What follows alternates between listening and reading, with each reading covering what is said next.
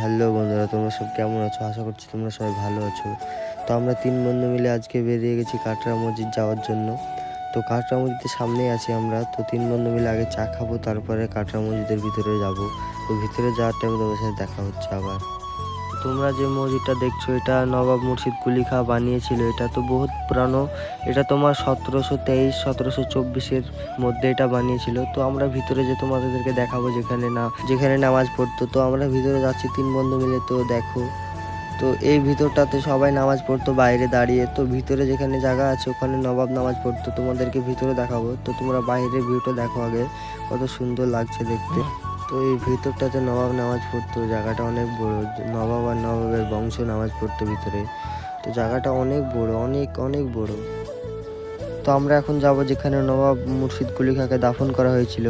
তো এইখানে নবাব মুর্শিদ কুলি খাঁকে দাফন করা হয়েছিল। তো জায়গাটা দেখো কিরকম বহুত পুরানো হয়ে গেছে। তো এই ব্লগটা আমরা এখানে শেষ করলাম। তো তোমরা নেক্সট ভিডিও দেখার জন্য চ্যানেলটাকে সাবস্ক্রাইব করে রেখো। তো বাই।